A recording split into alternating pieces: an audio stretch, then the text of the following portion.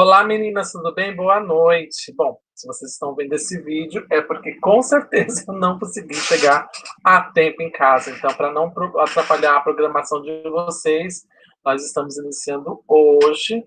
Aliás, iniciando hoje, já estou iniciando modo pré-gravado, mas depois vocês podem mandar as perguntas para mim lá depois no grupo do WhatsApp, que eu irei responder para vocês, tirar todas as dúvidas. Bom, hoje a gente vai dar prosseguimento na nossa aula de aprendizagem de geografia e aprendizagem da geografia e da história, né?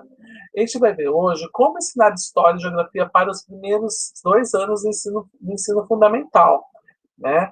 Então, a gente vai ver como desenvolver conhecimentos e habilidades com relação ao processo de ensino-aprendizagem de história e geografia para esses 2 primeiros anos do ensino fundamental, apresentando conceitos voltados ao ensino e à aprendizagem, tanto da história quanto da geografia, nesses 2 primeiros anos da jornada do ensino fundamental, anos iniciais, óbvio, né?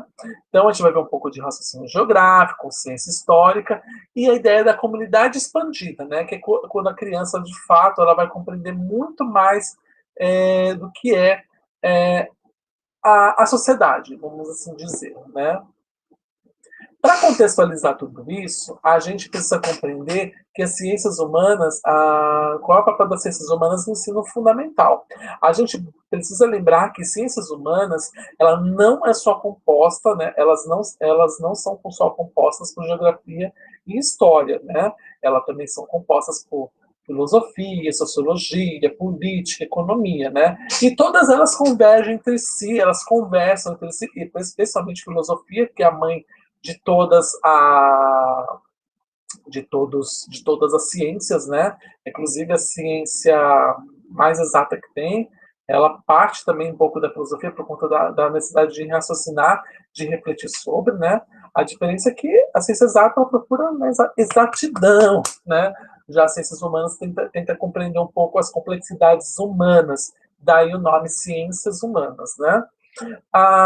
Só para poder se lembrar, a filosofia está muito mais ligada à história do que à geografia, mas ela partilha bastante em geografia, por exemplo, na questão de sociologia, na questão de política, na questão até mesmo na questão um pouco da economia, né? Mas ela está muito mais ligada, é óbvio, à história, né? Porque ela vai tentar compreender quem nós somos, né? A construção do nosso sujeito, né? A ideia da construção da história da pessoa, né? A geografia não fica tão atrás, porque eu preciso compreender qual é a minha localização na história, né? Então, e aí vai entrar esse conceito mais macro da questão da filosofia, mas ele vai mais manifestar, como eu falei, em sociologia, né? Bom, a gente também vai ver o desenvolvimento do raciocínio geográfico e da consciência histórica dos alunos, né? Até porque eu preciso compreender onde estou nesse mundão, né? Então, para compreender onde estou, o que é aquele local onde eu estou, é a compreensão, né, é o desenvolvimento do raciocínio geográfico, né, que parte da cidade que eu estou, o que aquilo representa como um todo para a sociedade, né? E além da própria consciência histórica, né, para poder construir, como eu falei, quem eu sou, né? E também trazer conceitos básicos de ensino de história, como fontes históricas e tempo, né? Então vamos iniciar com a geografia nos anos iniciais do ensino fundamental. Bom, nesses primeiros anos, o objeto de estudo do ensino de geografia são as ações humanas construídas nas distintas sociedades existentes nas diversas regiões do planeta, né? Por que cada lugar do planeta é diferente um do outro? É só por conta da vegetação? É só por conta da, da posição onde ele está, por exemplo, mais nos trópicos é mais quente, mais para os trópicos é mais frio, para o Equador já é mais quente, né? É só por conta disso? Não, não é. É também um pouco, como eu falei, de sociedade, com a mentalidade, como foi a adaptação dessa sociedade em relação a tudo no local onde ela está vivendo. Então, é isso que a gente vai compreender nesses primeiros anos de ensino de geografia. A compreensão do meu eu coletivo, né? Eu mais meu coletivo, em relação àquele lugar onde eu estou. Por que, por exemplo, em São Paulo, ali a região do Itaim, o pessoal já é mais chique, mais rico, né? Por que eles se estabeleceram ali, né? Então é mais ou menos essa compreensão, ao invés de, por exemplo, do outro lado, que é Paraisópolis, né? Que é uma região mais pobre. Por que tem essa discrepância num lugar tão grande, né? Um lugar grande e colado um do outro, né? Só divide aí é um rio, né? Até mesmo não precisa nem se dividir um rio, por exemplo. Lá em Paraisópolis, do lado, tem a Vila Andrade, tem o Morumbi. O que diferencia aquela região de Paraisópolis dali da região do Morumbi que está ali colado, ali logo subindo um pouquinho mais, né? Então é essa a compreensão das ações humanas construídas nas distintas sociedades, né? A gente precisa compreender dois itens, né? O pensamento espacial e o raciocínio geográfico, né? O pensamento espacial ela vai dizer sobre a maneira pela qual nos orientamos e manipulamos o espaço que nos rodeia, né? Então, o que eu posso fazer quando eu vou em tal lugar? Apesar que da Constituição dizer que eu tenho o direito de ir e vir, né? É, assim diz a Constituição. Mas será que é isso que acontece? A gente precisa, por exemplo, pegar como modelo um menino negro de Paraisópolis, né? Ele consegue andar muito bem ali em Paraisópolis, né? Vamos pegar um menino negro andando no Morumbi, né? É horrível que eu falar, mas destoa, né? Mas por que destoa? É só porque o meu olho acha que destoa, né? Então, infelizmente, é óbvio que não é isso. Porque ele não está inserido na construção daquele espaço, né? Então, o pensamento espacial ali, ele está destoando porque ele não pertence àquele local, né? A ideia que tem, óbvio que pertence, né? A Constituição diz que a gente pode ir e vir, então, se eu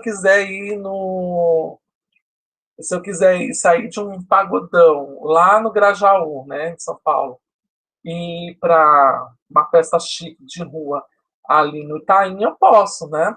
É como eu li esses dias, né? Por que, que a polícia nos bairros periféricos ela age como uma louca, né?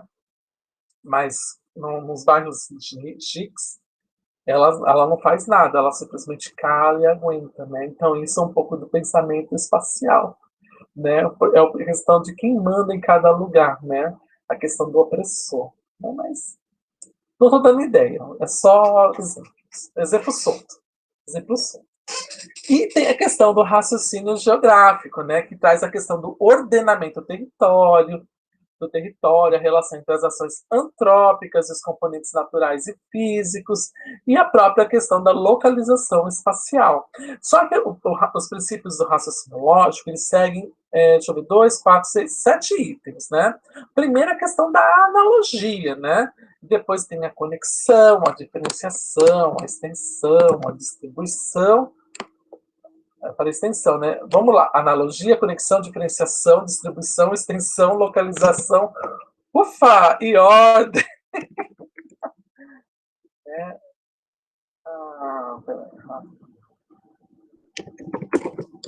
Eu deixo tudo. Eu esqueci que reiniciou. Eu estava fazendo o vídeo de vocês, só que travou meu computador. Eu deixei, esqueci de deixar aberto tudo aquilo que eu tinha deixado prontinho para deixar bonitinho para vocês, né? Então vamos ver cada um desses conceitos, né? O primeiro conceito é o conceito óbvio da analogia. A analogia diz que os acontecimentos e fenômenos nunca acontecem da mesma maneira em dois ou mais lugares. Mas há características comuns, como, por exemplo, que define que é terremoto em qualquer lugar do mundo, né? Por exemplo, é muito comum de falar assim, o Brasil é um país abençoado por Deus porque não tem terremoto, não tem maremoto, né? Não tem, não tem, né? Mas não tem mesmo, tem esses grandes fenômenos naturais, né? Então, as consequências de cada lugar também são diferentes devido às características de cada local. Então, por exemplo, aqui em São Paulo é diferente, por exemplo, do Rio de Janeiro. A gente já sabe que é diferente. Quer ver um exemplo diferente? São Paulo e Santos, né? Eles são separados, mais ou menos por uns 60 quilômetros de rodovia, né? Vai dar, na verdade, assim, em linha reta, uns 45 quilômetros de distância. Não é muito, né? Se for pensar geograficamente, de modo mais amplo, tal, né? É muito perto, né? Por exemplo, daqui de casa para Santos, que é onde eu nasci, dá uns 40 minutos, 45 minutos. Mas também eu tenho que levar em consideração que eu sou um pé de chumbo e só paro perto dos radares, né? Por isso que eu uso o Waze em tudo que é canto. Acho que eu não posso falar isso, né? Porque senão eu tô. Né? Enfim, né? Então, existem grandes diferenças de fenômenos, né? Por exemplo, aqui onde eu moro, que eu moro aqui do lado da cidade de São Caetano, na bairro da Vila Prudente. Então, aqui eu sofro muita consequência de algo que vem do litoral, que são as frentes frias, né? Elas chegam, elas batem na Serra do Mar. Lembra da muralha? Você lembra na verdade, é o livro, né? Primeiro vamos começar o livro, a muralha, e depois teve a novela lá na década de 50, 60, e depois teve a minissérie feita pela Globo, né? O que é a muralha? A muralha é a Serra do Mar, porque ela é de fato uma muralha, né? Ela é uma grande muralha aqui na região sudeste, né? Então a frente fria chega, ela bate nessa muralha e fica ali, fica dispersa. É por isso que, inclusive, é uma das regiões mais frias aqui da cidade, fica mais próximo da serra, né? Por exemplo, Parelheiros está dentro dessa muralha, né? Ela está na parte de cima da muralha. Então, por isso que faz muito mais frio, por exemplo, que o centro de São Paulo, geralmente 10 graus a menos. E olha que ela é mais fria do que a Serra da Cantareira, que é mais alta, né? A ideia de quanto mais alto, mais frio. Ela é mais fria, por exemplo, que a Serra da Cantareira, que está bem mais alta. E também funciona de uma certa forma como uma muralha, né? Só basta a gente olhar para a Zona Norte de São Paulo, é uma outra muralha, mas a diferença é que a frente fria chega, bate ali e fica, né, na Serra do Mar.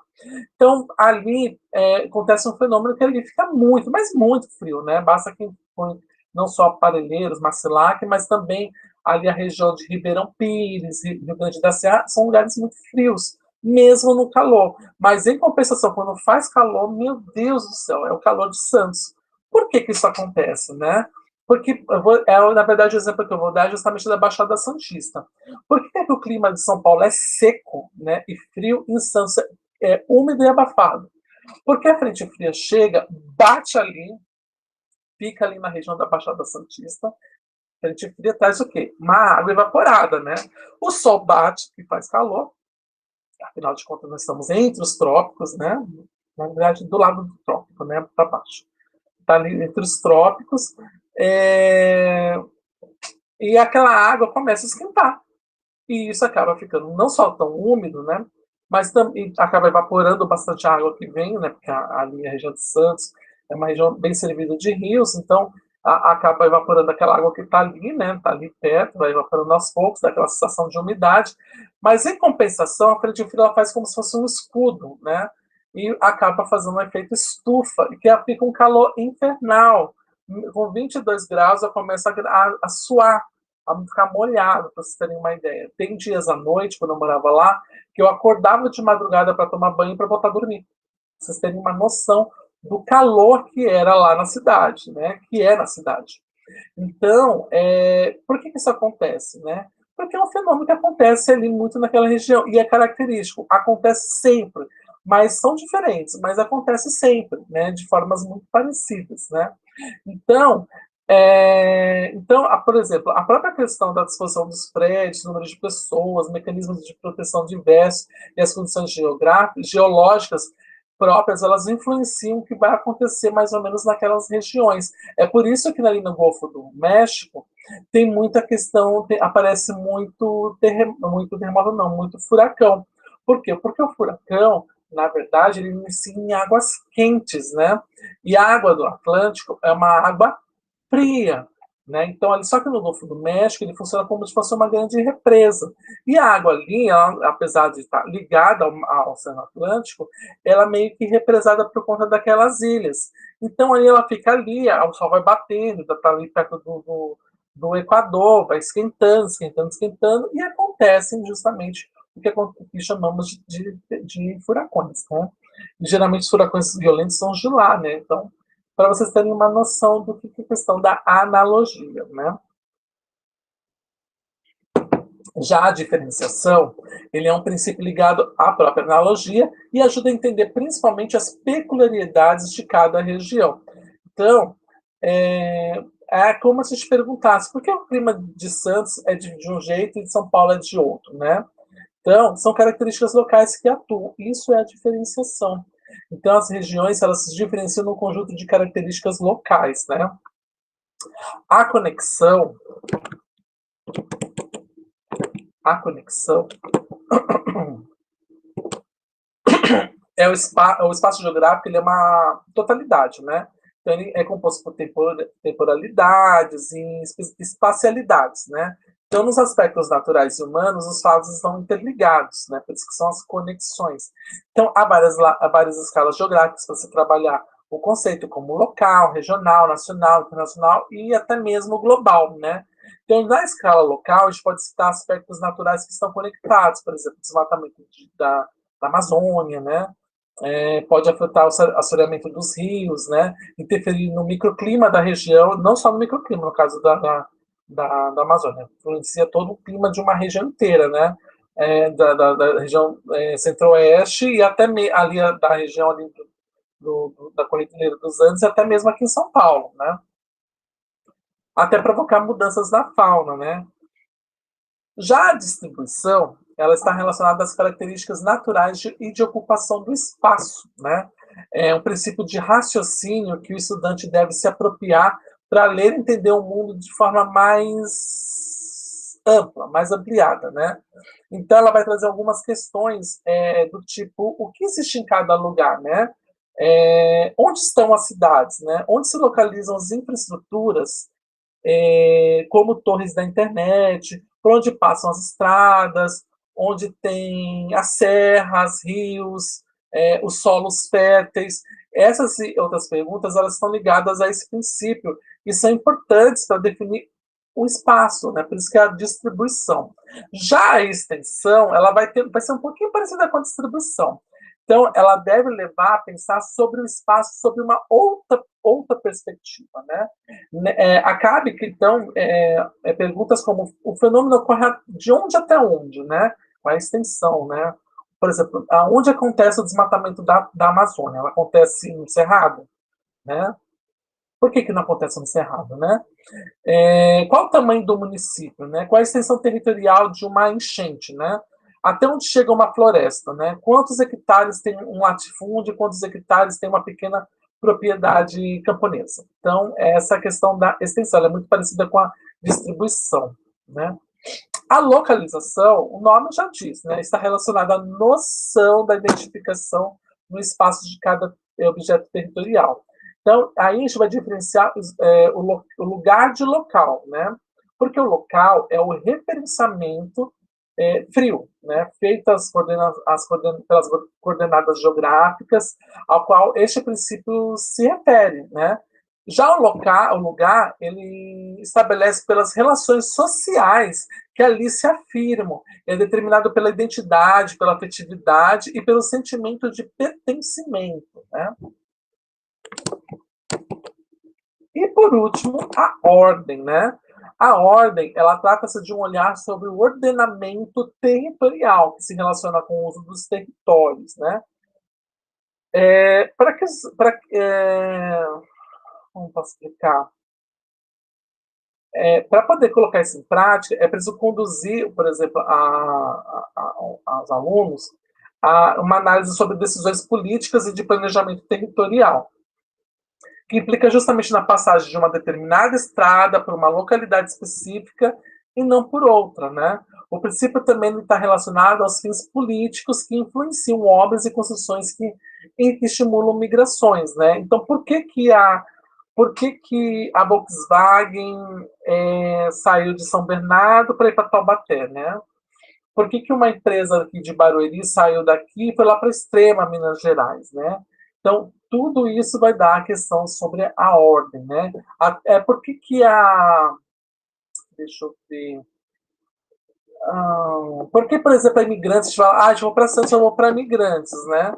Na verdade, você vai para Santos, você não tem que ir para imigrantes, você tem que chegar pela Anchieta. Não tem como chegar pela imigrantes. Imigrantes não passam por Santos. Então, por que que eu vou pela imigrantes? Por que é melhor ir pela imigrantes, né? Então, aí são coisas que vai dar... Por que imigrantes não contemplou chegar na cidade de Santos, já que é bastante utilizada para ir para lá?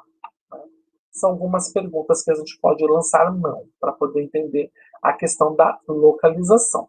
Já as unidades temáticas de geografia, a gente precisa compreender o sujeito e o seu lugar no mundo, né? Ou seja, dar ênfase nas noções de pertencimento e identidade, trabalhar conexões e escalas, o mundo do trabalho, né? Já sociedade capitalista, a gente já tem que dar aquela situada nas crianças, né? Formas de representação e de pensamento espacial, e além de natureza, ambiente, qualidade de vida. Essa última vai muito lembrar aquilo que eu havia falado na aula passada, ou na aula retrasada, que ecologia, antigamente, era um tema transversal, mas ela estava muito mais ligada à geografia, né? Muito mais ligada até do que geografia, do que ciências, né? Por quê? Porque a ecologia parte, de fato, da construção do meio ambiente, né? A gente precisa lembrar que meio ambiente não é natureza, meio ambiente é o local onde nós vivemos, o local no qual vamos trabalhar, né? Então, por exemplo, onde a gente mora é um meio ambiente, né? A escola onde está é um meio ambiente. A natureza é um meio ambiente, né? É um meio onde estamos no ambiente, né? Então, é o meio no qual utilizamos para sobreviver. Então, por isso que também em geografia a gente já dá esses conceitos, especialmente de sustentabilidade. É o primeiro passo, inclusive. Eu ia perguntar dúvidas, mas esqueci que eu estou gravando o vídeo, né? Mas se tiver dúvidas, já pode colocar lá. Então, vamos ver história nos anos iniciais do ensino fundamental, né? Então, segundo o MEC, né, todo conhecimento sobre o passado é também um conhecimento do presente elaborado por diferentes sujeitos, né? Então, o ensino de história a gente precisa remeter à questão da consciência histórica, né? Tem outras coisas que a gente precisa remeter, mas inicialmente é essa, a consciência histórica, né? Segundo Russen, consciência histórica é uma combinação complexa a conter pela apreensão do passado, regulada pela necessidade de entender o presente e de presumir o futuro. Eu gosto muito dessa palavra apreender, né? Porque ela vai muito além do que apenas aprender, né? Porque aprender a gente aprende a fazer algo, agora aprender a gente toma consciência e toma para si aquela história, né? De modo contextualizado para a gente que vai influenciar muito quem nós somos e o que nós seremos, né? Então, por que hoje as pessoas brigam tanto, tem tanta polarização e tudo mais? Porque a gente já, por exemplo, eu, Laura, acho que é a Rosineide, não vou dar não, mas eu, Laura e Eric, mas a Laura e Eric, a gente põe a cara para bater. Petistas, estou brincando. A Laura fica pé da vida comigo. Aliás, Laura, fiquei sabendo de negócio, tô chateada, hein? Tô sabendo que você quer ir passar por 100% online. Não, não, não, não, não deixo. Ainda no último ano, menina, mas enfim, depois a gente conversa mais sobre isso. Então, por que a gente está tão revoltado em relação a coisas que acontecem? Porque a gente já viu essa história acontecer, então a gente já está tomando para si essa apreensão do passado, essa compreensão do que aconteceu, e a gente está vendo muitos itens que estão se repetindo, né? E essa questão da repetição, ela se torna um perigo, porque a gente já viu isso acontecer. Basta ver que todo mundo fala, a cada 30 anos acontece uma coisa muito louca no Brasil, né? Chega, né? Chega de acabar. Vamos quebrar esse estigma, gente. A gente tem que quebrar isso, né? Não tem que deixar isso acabar se repetindo. A gente tem que queimar tudo, quebrar. Não vou dar ideia. Né? Então, a gente tem que quebrar essa corrente, esse ciclo do mal. Né? Então, como é que a gente faz isso? Justamente compreendendo o que a gente foi no passado, né? Quem nós fomos no passado, para tentar melhorar nosso presente e já planejar o futuro. Ok? E isso leva à necessidade de entender a nossa consciência histórica. Por isso que as pessoas falam muito que o Brasil é um país que não conhece muito o seu passado. E é verdade, né? Porque se a gente conhecesse, olhasse para o nosso passado, a gente veria, por exemplo, o quão nefasto foi a questão da escravidão, né? Mas, curiosamente, a escravidão... Vou me matar por conta disso. A escravidão não é exatamente aquilo que estão pintando. Acontecia aquilo? Acontecia. Não estou dizendo que não acontecia, acontecia. Mas a gente precisa lembrar que as pessoas eram produtos, né? Então elas não podiam simplesmente aceitar torto direto, porque senão comprometia valor, né? Inclusive, você perdia, era uma propriedade, é igual um carro. É como se eu batesse o carro nos outros, né? Então, é óbvio, aplicavam, morava de modo subhumano, isso tudo tinha, mas não era tão assim, tão louco assim. Tinha, mas não era todo mundo, né? Mas isso não quer dizer nada. Era escravidão e ponto. E aí não há o que dizer. Tanto que eu falo, eu sou muito crítico em relação à própria questão da Lei Áurea, que a gente comemorou na semana passada, no dia 13, né? A princesa Isabel não foi tão boazinha assim. Ah, eu vou assinar porque eu gosto dos negros. Não, pelo contrário. Ela, por exemplo, assinou a Lei Áurea por pressão da Inglaterra, porque precisava dar um passo de modernidade no Brasil, já que o Brasil era um importante parceiro. Aliás, a Inglaterra era um importante parceiro para o Brasil, inclusive de proteção e de empréstimo de dinheiro. Então, para ter acesso a mais dinheiro, tem que adequar as regras da Inglaterra. E a Inglaterra também não era fofinha, não era lá falou que se cheire, não, né? Então a gente precisa também deixar isso muito bem claro, né? Mas pelo menos começou fazendo as mudanças, né? Que é o mais importante, né? E a escravidão ela não foi boa assim, tão boa. Aliás, o fim da escravidão não foi tão boa assim para os negros, porque eles ficaram livres de uma hora para outra, desamparados. Por quê? Porque até mesmo os senhores lá da Casa Grande, eles estavam interessados nas novas pessoas para trabalhar, porque elas tinham técnicas, eles tinham meios mais eficazes de trabalhar e para ganhar um salário, né? Tanto que os estrangeiros aqui chegaram, eles não ganhavam só salário, ganhavam um pedaço de terra. E os negros ganharam o quê? Só liberdade, né? E o que eu faço com a liberdade? Eu como a liberdade, né? Como? Eu visto, eu moro numa liberdade? Não, preciso de algo. E que as pessoas hoje criticam a questão das cotas, né? É uma reparação e ainda mínima, muito mínima. Nossa, mínima, não é nada do que a gente precisa, inclusive, reparar. Basta lembrar que essas pessoas, né, os escravos, vieram sequestrados, arrancados de sua terra para vir para cá. Foram obrigados a aprender uma língua nova, costumes novos, em detrimento dos seus, né? Mas enfim, eu vou. Daqui a pouco eu tô combinando com vocês para a gente queimar tudo, mas deixa para lá. Enfim, né? Então a gente precisa também ter a questão da atitude historiadora, né? Como é que faz isso, né? Com a criança, né? E a gente não vai falar assim, então, tudo isso que eu falei, né, para a criança, né? Eu falo para vocês criar aquela revolta, né? A atitude historiadora, os professores e estudantes eles devem ser sujeitos do processo de ensino e aprendizagem, até porque para poder compreender história, eu preciso compreender quem eu sou, né? Construir quem eu sou, né? E é uma atividade que é feita junto com as crianças para que ela consiga construir sua primeira história, né?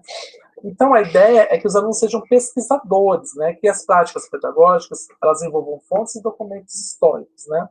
Então, para poder fazer isso, antes dela fazer essa própria construção histórica de si, eu preciso dar elementos para que ela consiga realizar, né? Então, fazer algumas atividades. Então, o historiador, ele vai fazer o quê? Ele vai selecionar um tema, ele vai funcionar como detetive atrás de pistas para saber mais sobre aquele tema, para fazer um trabalho investigativo, né? Só que o trabalho investigativo, eu preciso de fontes históricas, né? A partir do momento que o aluno compreende essa questão da pesquisa, da pesquisa, ele consegue realizar isso dentro de si mesmo, né?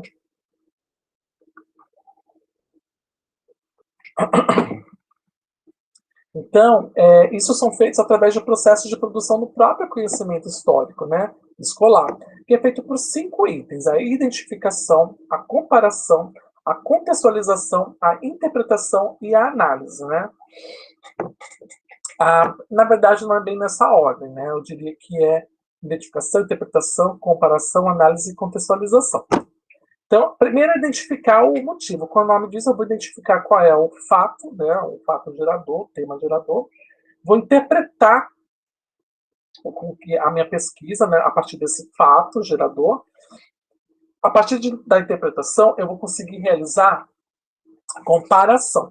E comparação é diferente de contextualização. Por quê? Porque contextualização, eu simplesmente busco elementos do meu dia a dia para dar mais embasamento naquele conhecimento que eu tenho. A comparação não, eu vou pegar um dado e vou comparar com outro, né?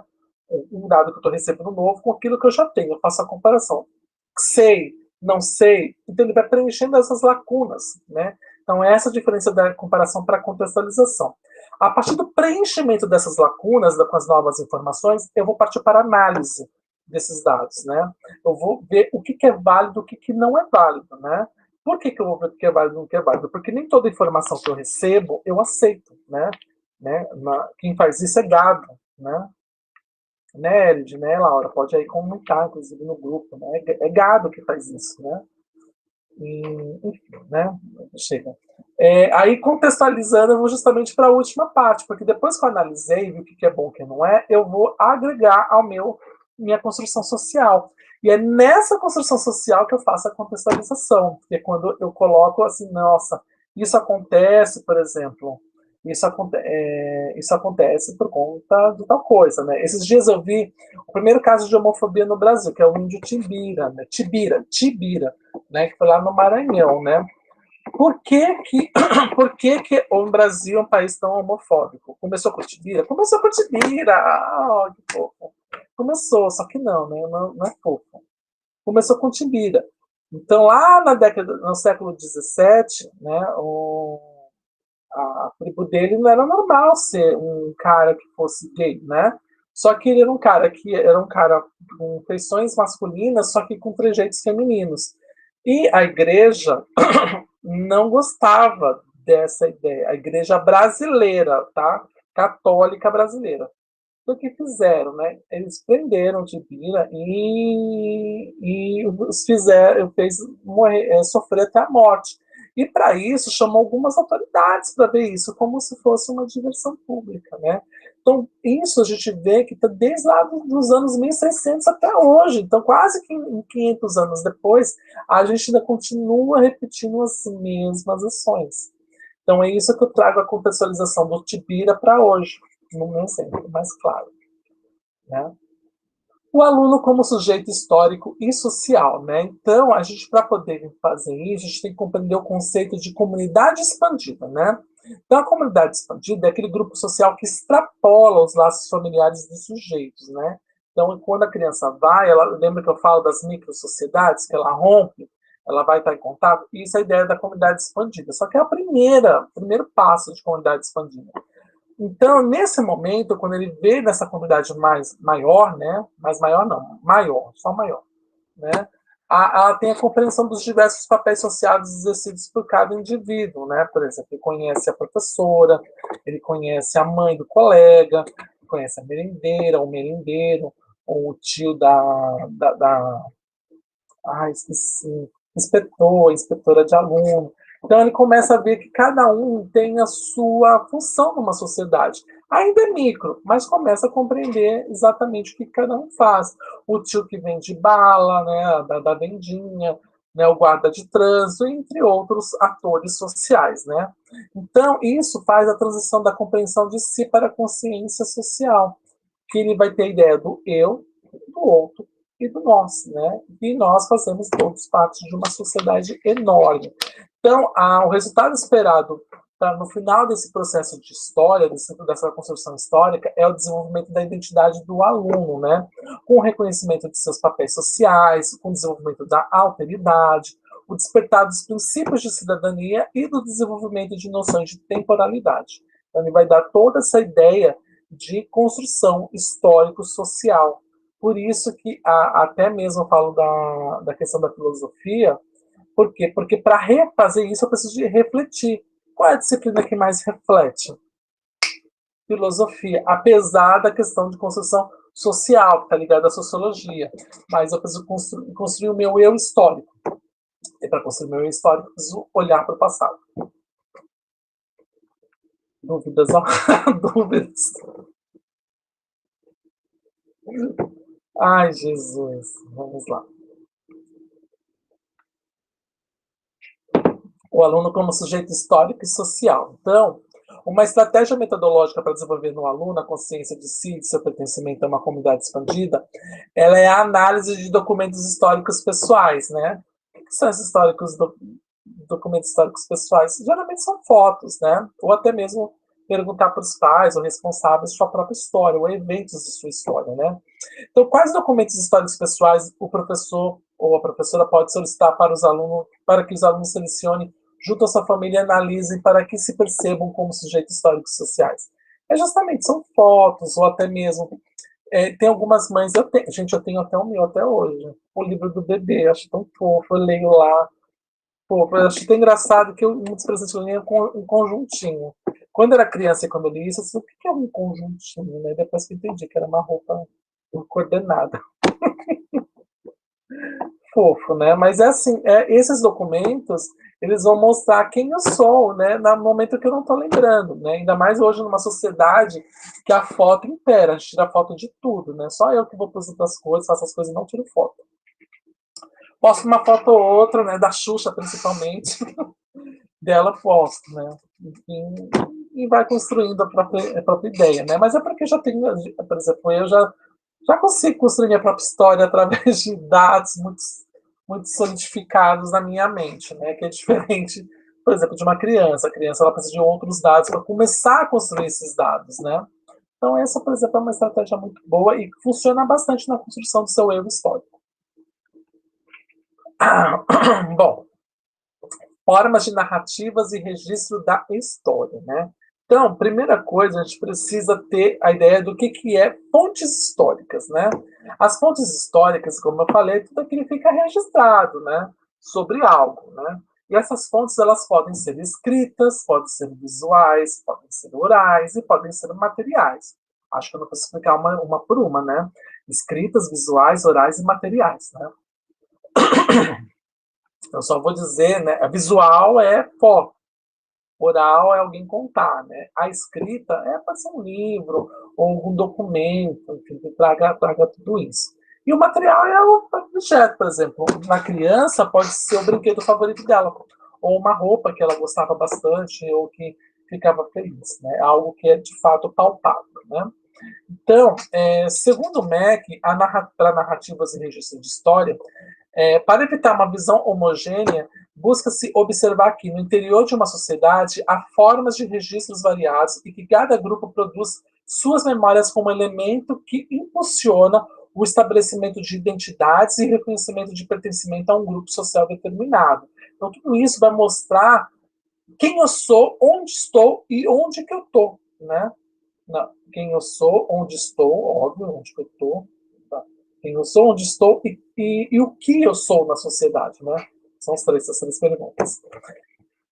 Então, as memórias, elas podem ser individuais ou coletivas e podem ter significações variadas, inserindo-se em uma lógica de produção de patrimônios, seja elas materiais ou imateriais, e que dizem respeito a grupos ou povos específicos. Então, tudo aquilo que a gente produz de consciência histórica ou até mesmo de construção histórica de si, aqui, por exemplo, na cidade de São Paulo, a gente vai construir uma identidade de um povo, né?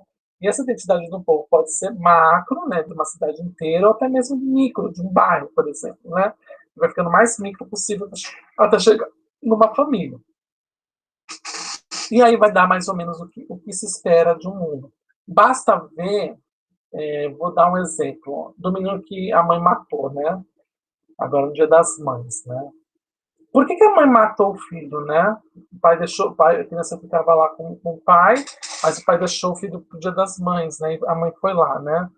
A gente choca por quê? Porque na nossa construção histórica aquilo é inconcebível, né?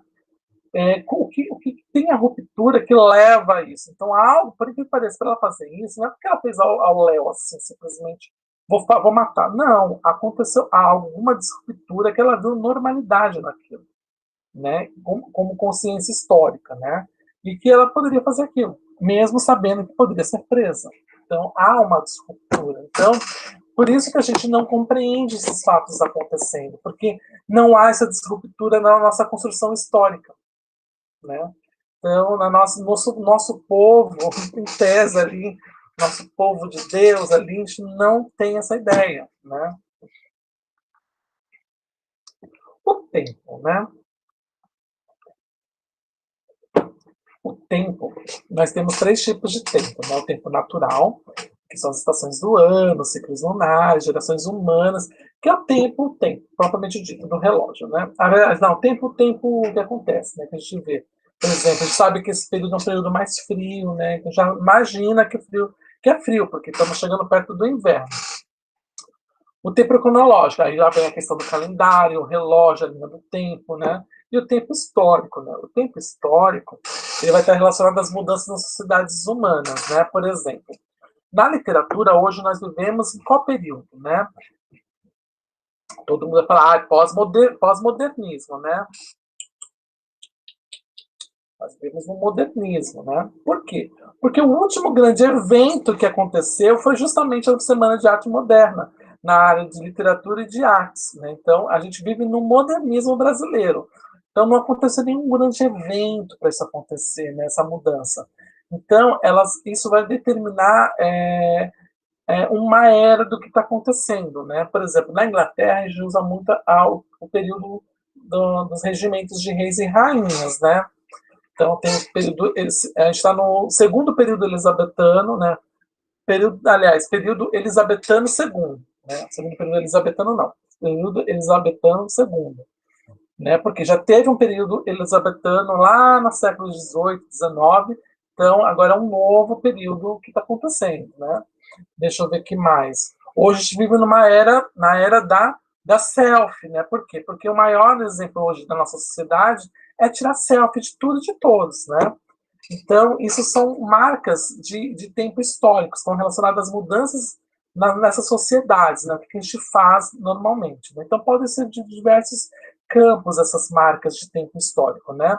Então, além disso, a gente vai ter o que chamamos de espiral do tempo, né? Por quê? Porque o espiral do tempo ele tende a desenvolver a habilidade de expor fatos do cotidiano, né? Então, isso a gente acaba compreendendo categorias temporais como duração, simultaneidade, processo, anterioridade e posterioridade, né? E a ideia da espiral do campo é a gente se reconhecer como um sujeito histórico, que a gente faz, deixa marcas para ficar na história, né? E isso a gente vê isso bastante quando a gente, por exemplo, tem alguém, infelizmente agora que está na pandemia, e a gente perde alguém que a gente ama, né? E eu queria abordar, mas eu não sei como é que eu abordaria. Né? A última perda foi a da Emanuela, né? E a Kátia me contou como é que era o irmão dela, tal, que era um cara bacana, bonito, menino. Ai, dá raiva com o nome bonito. Esse pai era bonitão, viu? Mas enfim, então são marcas, né? São coisas que ele deixou ao longo da vida dele que marcaram não só a Kátia, né? Como até a própria Manuela, né? Assim, por exemplo, como a minha mãe marcou não só para mim, para a vida de algumas outras pessoas. Até, por exemplo, o esposo da Laura marcou não só na vida dela, e também de outras pessoas. Então, isso acaba fazendo a pessoa se reconhecer como um sujeito histórico, né? Então, a gente acaba tendendo ou mudanças a partir de algo ou com alguém, né? E a gente acaba fazendo essa realizando essa compreensão desses fatos cotidianos que vão mostrando a história, como se a gente fizesse uma biografia da gente com vários ganchos de retomada, vamos assim dizer, né?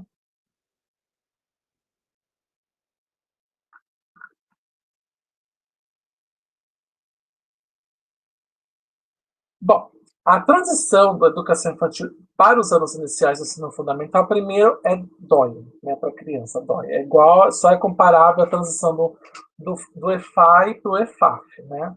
Do quinto para o sexto ano. São transições que doem. Já para o ensino médio, a pessoa já não sente mais, já está adolescente, quer mais quebrar tudo, né? Então, para isso, a gente vai ter aquela teoria do desenvolvimento do balão, né? Que foi publicada lá em 68, né?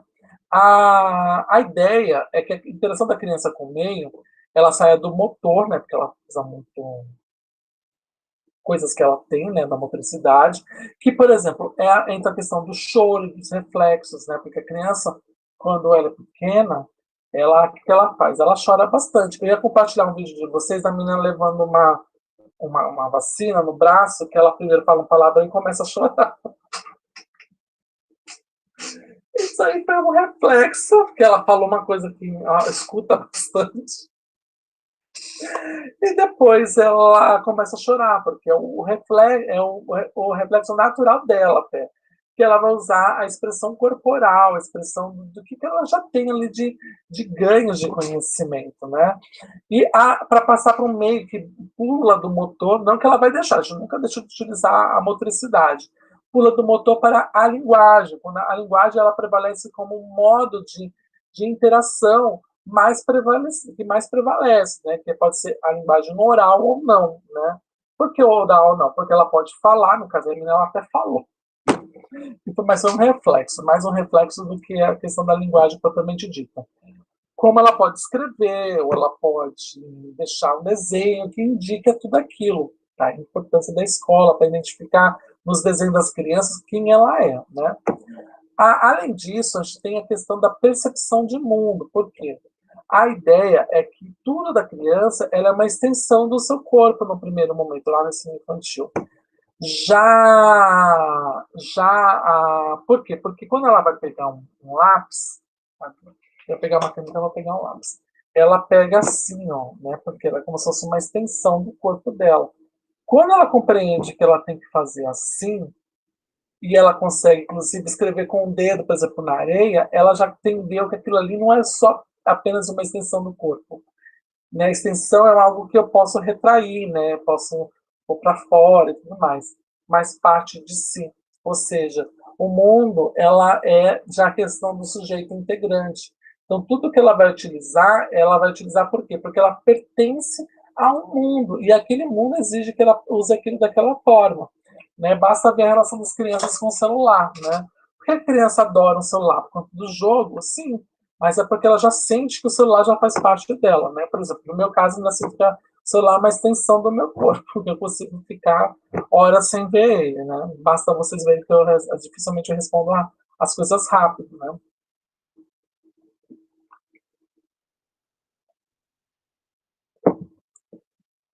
Na educação infantil, as crianças começam a aprender noções de comunidade, de identidade e de alteridade, né?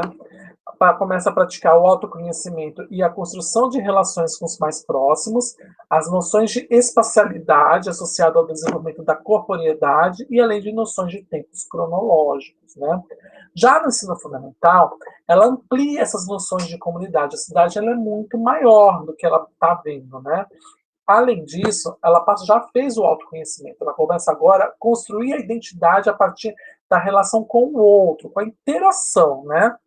Reconhecendo os papéis sociais, né? Então, enquanto ela estava apenas se autoconhecimento e construindo essas relações, agora ela já sabe quem ela é, porque ela está construindo quem ela é, quais são seus gostos, o que ela não gosta, e também o papel dela socialmente, que ela faz, né? Lembra que eu brinquei na semana passada? Que a ideia, por exemplo, a Laura, vou fazer o quê? Laura, petista. Lucas, comunista, né? Tô brincando, Laura, amo você. Eu adoro usar você como exemplo, mas eu amo você. Não fica brava. Não fica brava. Eu amo você. Amo mesmo, amo de verdade, gosto bastante. Amo todas vocês não ficarem com ciúmes, tá? Não fique nenhuma com ciúmes. Amo todas vocês igual. É igual, tem maior, menos, não. Não tem, não tem. Não tem, tá? É que eu gosto de pegar no pé da Laura, que é divertido. Da Alice também.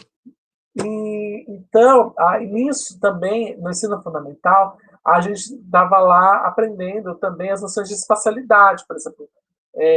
Por que eu uso aquele espaço, tal? Por que eu faço aquilo? Por que eu preciso, né, ficar daquela forma? Por que aquele espaço meu precisa ser só meu, né? Como, por exemplo, na brincadeira do bambolê, né? Já no fundamental, não. Já tem aquela alfabetização cartográfica, onde eu consigo visualizar que eu sento naquele espaço, porque aquele espaço é meu. Né? Então, meu amigo senta no espaço do lado, ou atrás, ou na frente. Né? Então, isso é como se fosse ler um mapa. Né? Então, já tem essa questão da alfabetização cartográfica. E na questão do tempo cronológico lá na educação infantil, no ensino fundamental, eu já tenho uma atitude historiadora, porque eu começo a reconhecer os diversos tipos de registros e narrativas da história, né? Inclusive, eu consigo repassar, replicar aquilo. Tá? Registro e narrativa pessoal.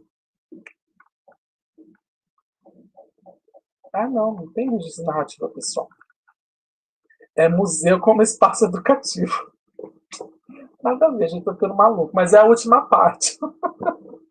O museu como espaço educativo. Já falei para vocês utilizarem o Google Arts and Culture, né, que é bacana, tal, né? Porque nos anos iniciais do ensino fundamental, os alunos são levados a expandir a sua compreensão de mundo para além de seus espaços de vivência familiares, né? Então, nesse sentido, atividades de campo em museus, por exemplo, podem contribuir para que os alunos relacionem sua história de vida com a história da comunidade. Então, a ideia do museu é justamente mostrar que os registros são muito importantes para nós como sociedade.